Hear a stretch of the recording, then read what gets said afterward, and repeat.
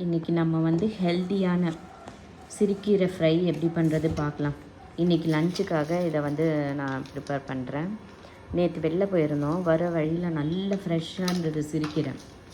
அதை வந்து வாங்கிட்டு வந்து எல்லாம் க்ளீன் பண்ணி நைட்டு வச்சேன். இப்போ பொரியல் பண்ணலாம் அப்படின்னு சொல்லிட்டு ஸ்டார்ட் பண்ணியிருக்கேன். ஃபஸ்ட்டு எண்ணெய் ஊற்றிடணும். எண்ணெய் ஊற்றி லைட்டாக கொஞ்சமாக கடுகு போடணும். கடுகு போட்டுட்டு உளுத்தம்பருப்பு, கடலப்பருப்பு ரெண்டும் கொஞ்சம் கொஞ்சம் போடுங்க.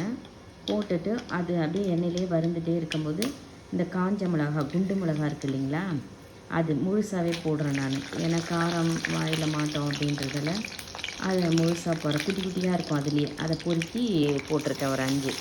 அப்புறம் பொடியாக நறுக்கி வச்ச வெங்காயம் வந்து போட்டாலும் போடலாம், போடலனாலும் விட்டுறலாம். ஆனால் உங்களுக்கு வந்து நல்ல ஒரு வாசனையாக இருக்கணும் அப்படின்னா நீங்கள் வெங்காயம், பூண்டு இதெல்லாம் போடலாம்.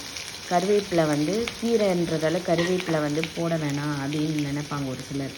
ஆனால் போடாமல் கூட இருக்கலாம். பட் வந்து கருவேப்பிலை வாசனை வந்து அந்த கீரையில் கொடுக்கும். அதனால் கருவேப்பிலை நான் வந்து கொஞ்சம் போட்டிருக்கேன். பெருங்காயம் லைட்டாக போட்டிருக்கேன். இப்போ வந்து பெருங்காயம் போட்டுட்டு அதை கொஞ்சம் கிளறி நம்ம விட்டோம்னா எல்லாம் ஒன்றா மிக்ஸ் ஆகும். இப்போ எண்ணெய் ஊற்றி கடுகு போட்டு காஞ்ச மிளகா, முழு மிளகாவே குண்டு மிளகா போட்டிருக்கேன். காரெல்லாம் இல்லை, அது குண்டு மிளகா போட்டிருக்கேன். அதோட பொடியாக கட் பண்ணி வச்சுருக்க வெங்காயம், பூண்டு நறுக்கி வச்சுருக்க பூண்டு, அப்புறம் கருவேப்பிலை இதை போட்டு நல்லா வதக்கிட்டுருக்கேன். வதக்கிட்டு அதோட லைட்டாக நம்மளுக்கு எவ்வளோ தேவையோ அவ்வளோ கொஞ்சமாக பெருங்காயம் போடணும். இதுக்கெல்லாம் பருப்புக்கெல்லாம் கொஞ்சம் அதிகமாக போடலாம். இந்த மாதிரி ஃப்ரைக்கெல்லாம் வந்து கொஞ்சம் போட்டால் போதும், அந்த ஸ்மெல்க்காக போட்டால் போதும். நம்மளுக்கு நல்லது பெருங்காயம் அப்படின்றதால ஒரு பிஞ்ச் வந்து ஆட் பண்ணால் போதும். ஒரு சிட்டிக்கு அளவுக்கு வந்து ஆட் பண்ணிக்கோங்க. இப்போ நம்ம என்ன பண்ணோம், நல்ல பொடியாக நறுக்கி வச்சு க்ளீன் பண்ணி வச்சுருக்கோம் இல்லையா, அந்த கீரை, சிறுக்கீரை. நீங்கள் கீரை மட்டும் எப்போவுமே ஒரு 4 முறையாவது அலசணும்.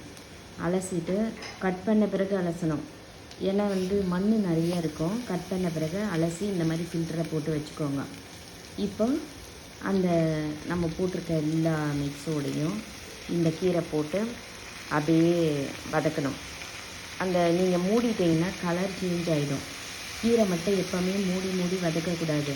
நீங்கள் அப்படியே திறந்து வதக்கணும். ஏன்னா இல்லைன்னா கலர் வந்து ஒரு மாதிரி சேஞ்ச் ஆகிடும். நீங்கள் மூடாமல் அப்படியே வதக்குனீங்கன்னா கீரை எப்படி நம்ம க்ரீனிஷாக இருக்கோ அதே கலரில் இருக்கும். அதனால் இதை போட்டு நல்லா அப்படியே திறந்தே மிக்ஸ் பண்ணிங்கன்னா கொஞ்சம் சால்ட் போட்டு மிக்ஸ் பண்ணுங்கள். மிக்ஸ் பண்ணிவிட்டு தேங்காய்